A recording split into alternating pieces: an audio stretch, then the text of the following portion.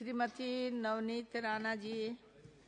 अध्यक्ष महोदय, बहुत बहुत धन्यवाद। सप्लीमेंट्री डिमांड्स फॉर ग्रांट 2019, 20, 22, 23 के लिए बोलने का आपने मुझे मौका दिया, उसके लिए आपका बहुत बहुत धन्यवाद करती हूँ।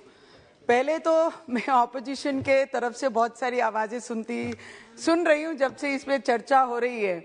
एक कहावत बहुत अच्छी है, पहले तो उन पे ही बोली जाए, तब मैं आगे अपनी डिमांड्स फॉर ग्रांट है और डिपार्टमेंट जैसे हाउस से परमिशन मांग रही है आगे डिमांड्स के लिए। टाइम है तो इसलिए मैडम मैं बहुत ज्यादा समय नहीं लूंगी, पर जैसे डिमांड फॉर ग्रांट के लिए सप्लीमेंट्री आज हाउस के सामने रखा गया है। बहुत सारे ऑपोजिशन ने बहुत सारी चीजें बोली कि मोदी जी ने क्या किया, मोदी जी के मंत्रिमंडल ने क्या किया।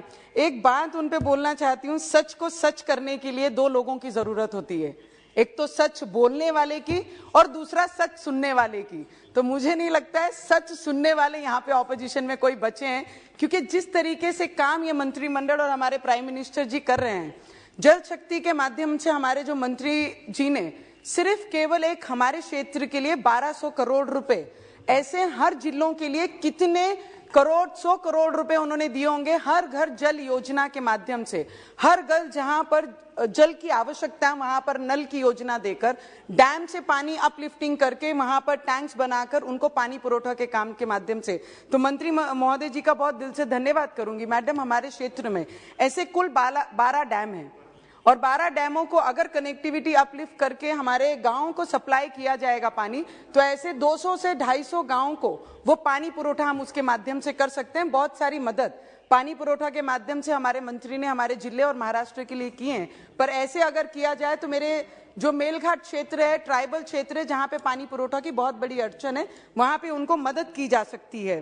और हमारा शिम्बोरा डैम है जो अमृत 2 फेज 2 में आएगा मैडम, वहां पे 30 साल पुरानी पाइपलाइन है जो हर बार हर हफ्ते में हर 15 दिन में टूट जाती है। तो उसकी पाइपलाइन का अगर काम हमने किया और अमृत फेज 2 में 750 करोड़ का हमने स्टेट गवर्नमेंट से फॉरवर्ड किया है सेंट्रल गवर्नमेंट को, अगर जल्द से जल्द वो मदद हमारे डिस्ट्रिक्ट को हुई तो हमारे शहरी विभाग में जितने लोग रहते हैं करीबन उनको इसकी मदद बहुत बड़े पैमाने में होगी।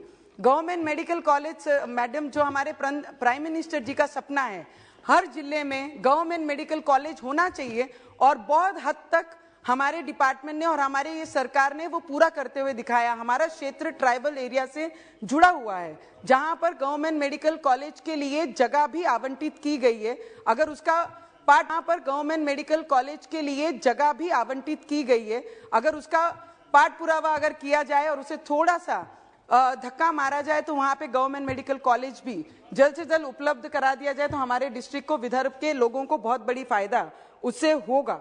इरविन हॉस्पिटल है वो अभी 300 बेडेड का है, पर जहां पे डिवीजन हमारा हेडक्वार्टर है, हमारा डिस्ट्रिक्ट, वहां पे अगर 750 से 1000 बेडेड किया जाए तो गरीब लोगों को जो वहां पे जाके अपना इलाज कराते हैं उनके लिए भी बहुत मदद होगी। मैडम, सभी लोगों ने, ऑपोजिशन ने कहा, महाराष्ट्र के मेरे कुछ कलीग ने अभी बात करते हुए कहा कि क्या किया, टैक्स में क्या किया, जीएसटी में क्या किया, डॉलर्स में क्या किया। अरे परसों ही 11 तारीख को मोदी जी ने विदर्भ, जो सबसे निग्लेक्टेड एरिया माना जाता था, उनके गवर्नमेंट में, उनके शासन में, पिछले दिनों में 4 दिन पहले मोदी जी, प्राइम मिनिस्टर जी वहां पे आके कई 100 करोड़ों का समृद्धि महामार्ग, बाला साहेब ठाकरे महामार्ग बनाने का उद्घाटन किया गया, एम्स का उद्घाटन किया, वंदे भारत का उद्घाटन किया, मेट्रो का उद्घाटन किया। ये ऑपोजिशन के लोग क्यों भूलते हैं कि अच्छी चीजों को भी ये सभागृह को अवगत कराना चाहिए कि ये राज्य में किस तरीके से सरकार काम कर रही है। पर वो सब चीजें ना बात करते हुए ऑपोजिशन करना है,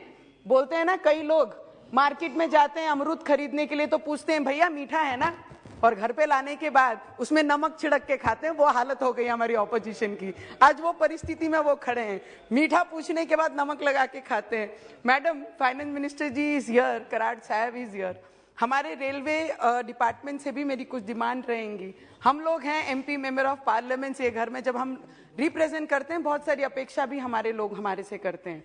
तो ब्रिटिश कालीन स्टेशन हैं हमारे, मैंने बहुत बार उसकी डिमांड्स भी ये हाउस में रखी हैं। अगर उसके ब्यूटिफिकेशन के लिए कुछ चीजें, अगर फंड हमें उपलब्ध किया जाए तो हमारे क्षेत्र के उस भाग के लोगों को और आने जाने वाले लोगों को बहुत सारी सुविधाएं होंगी।